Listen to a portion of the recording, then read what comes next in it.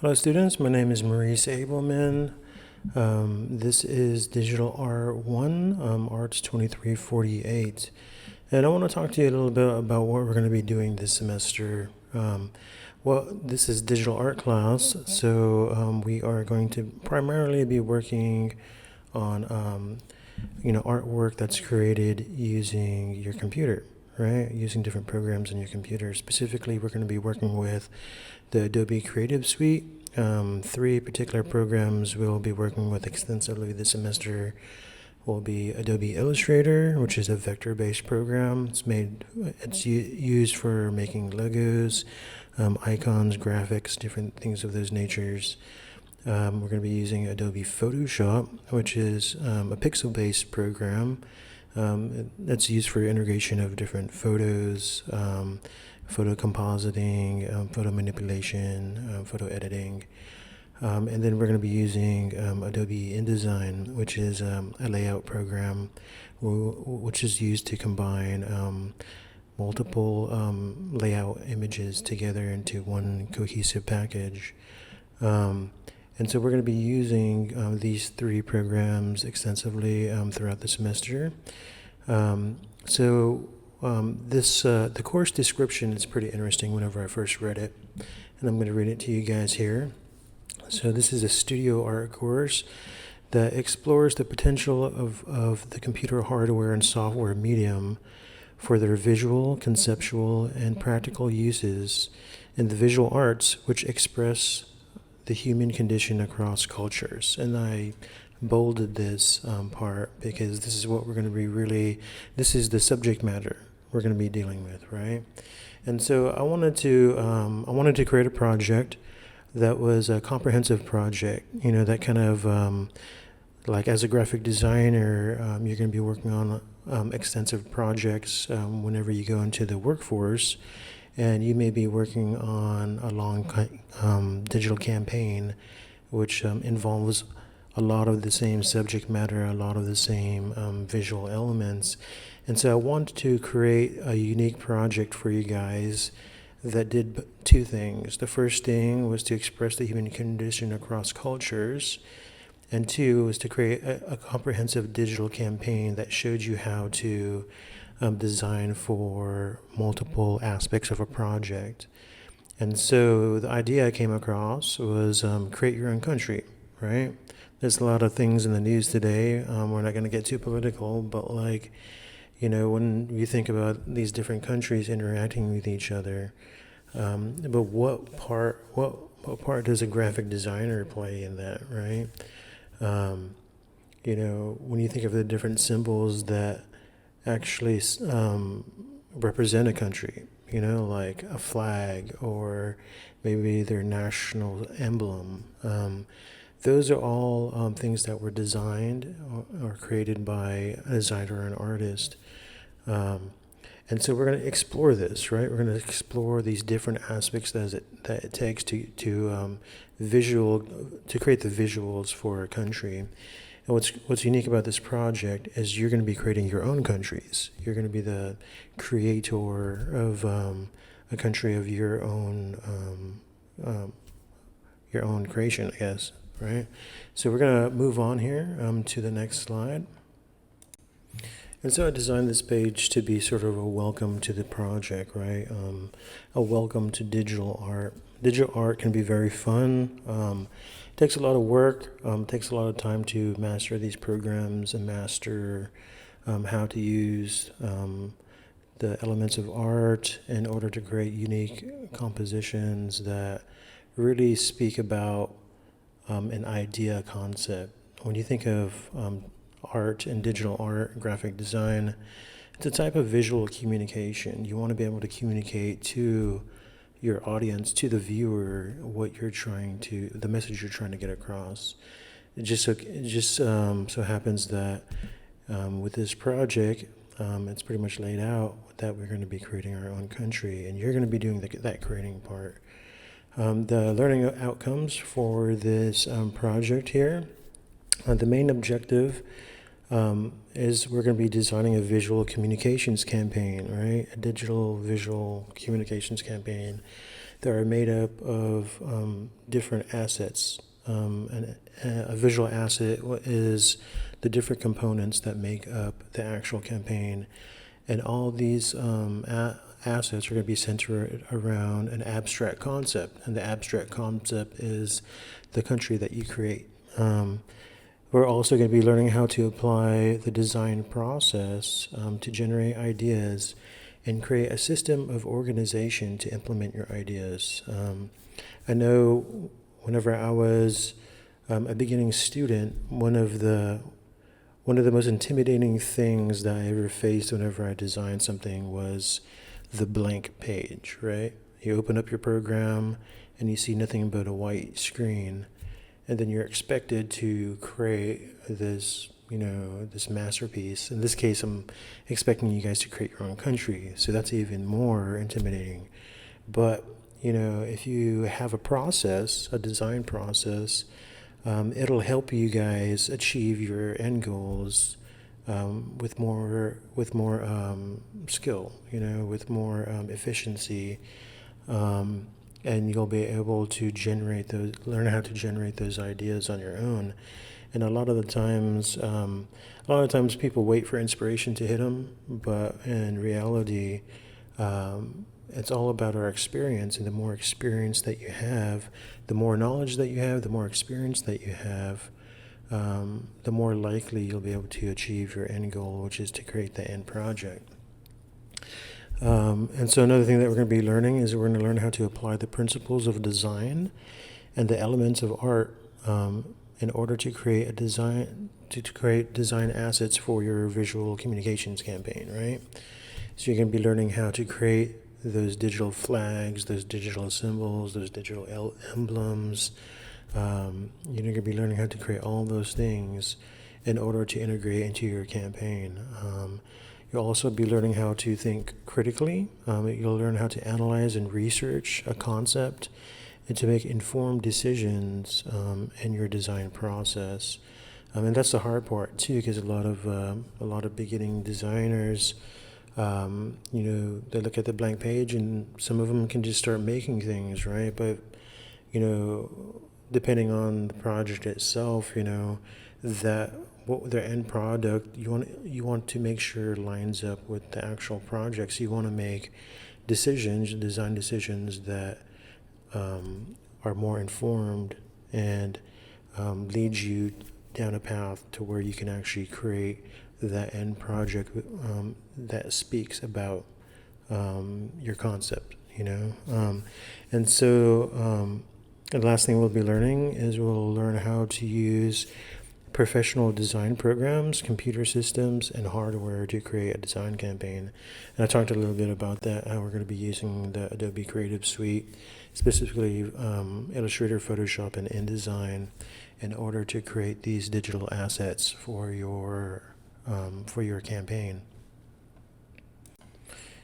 And so before I had you guys watch this video lecture, I had you guys watch another lecture that I created for design class, which talked about the design process, and it broke it down into 4 different components, right? The thinking phase, the looking phase, the doing phase, and then critique afterwards.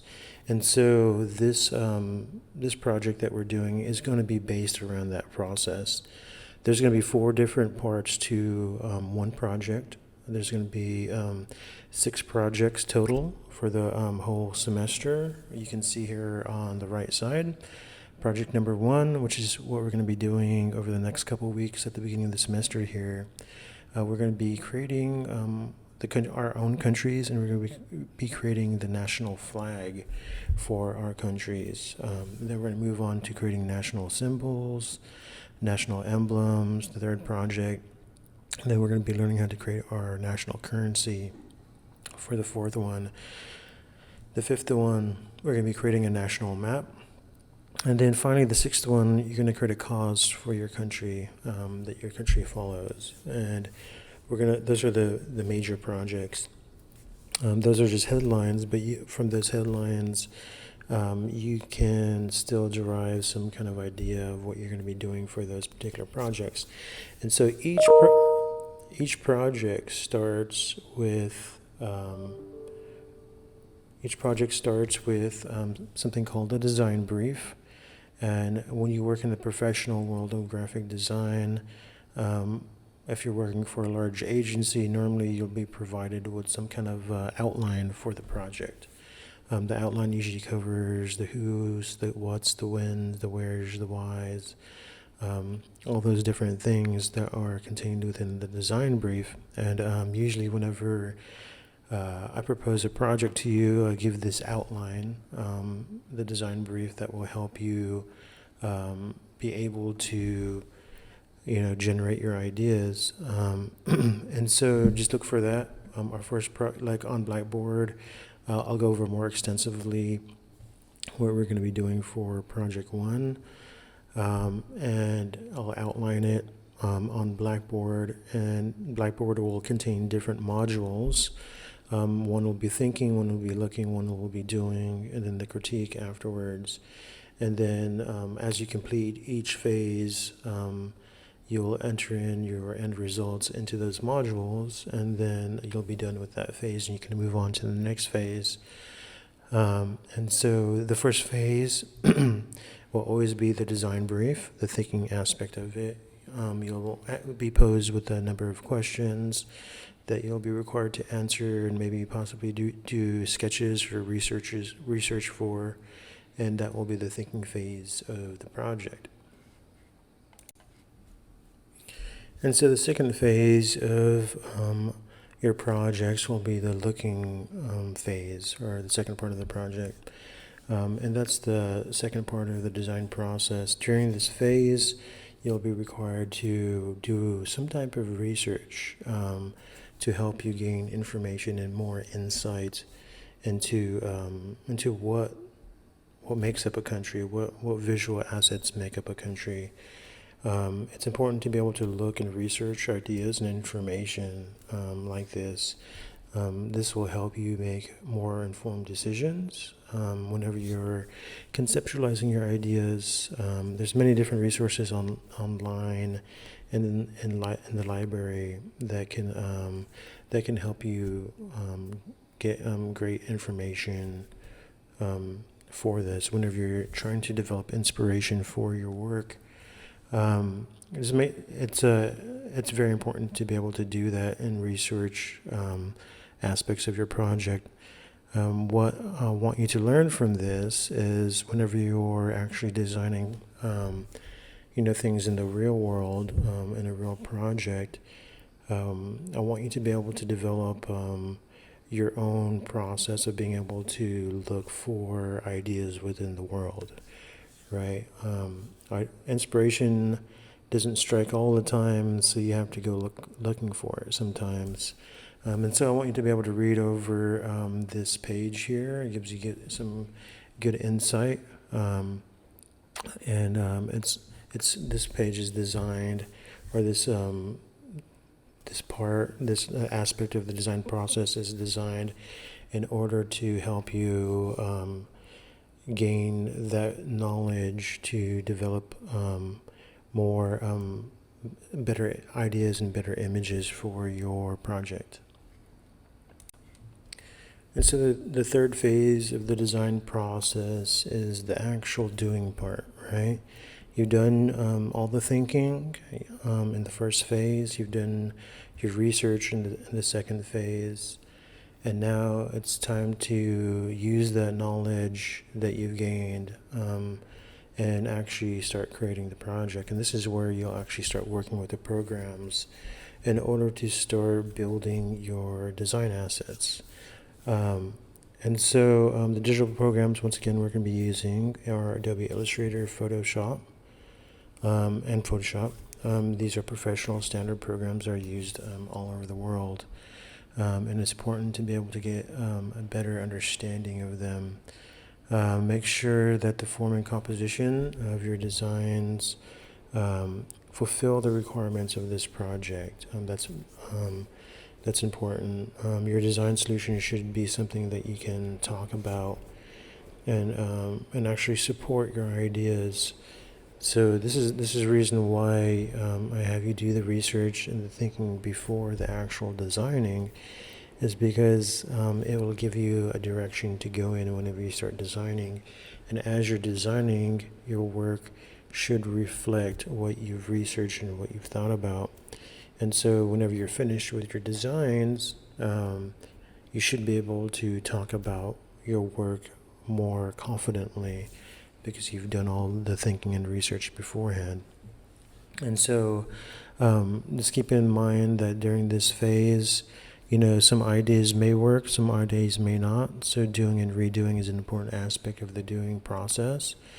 So make sure when you're done with your project, when you're happy with your end design, always turn it in on Blackboard and be ready to be able to talk about your work afterwards. And so the fourth phase of the design process, it's very important to be able to take advantage of this phase here, because in the real world you may not be able to get this type of criticism, especially from your boss or some other peers within your jobs. It may not come as easily, so try to take advantage of it while you're here in college. And so this is the criticism aspect of the project. So you've done all your thinking, you've done all your research and looking, you've made this awesome piece that you really love, and then the last phase is the critique, right? The feedback that you get from people that aren't you, right? That's the audience, that's the viewer. It's very important to be able to understand it and take everything with a grain of salt.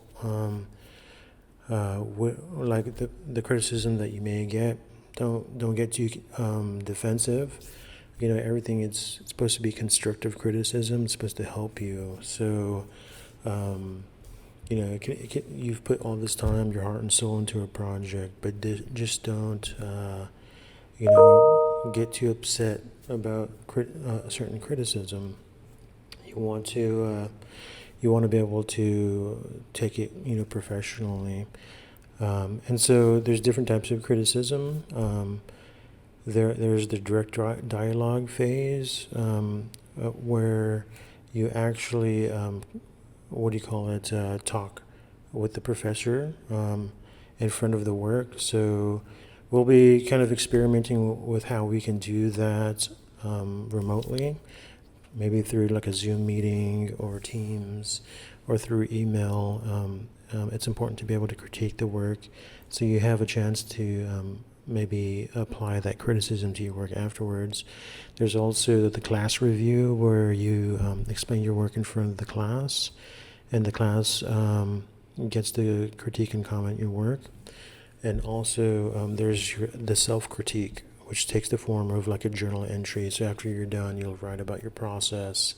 And so we'll be experimenting with these different forms of critique here in order to give you the feedback that you need to see how, if you hit the mark on your project or not. And so there's different modes of criticism also whenever you're criticizing work. There's the description, which basically you go over the verbal account about the physical properties that exist within the composition. The analysis, you can discuss how things are presented with an emphasis on relations. So relations to one object or another within a composition, and then interpretation, which is a sense of meaning for each piece, the personal meaning that you or the viewer gets whenever they look at your work.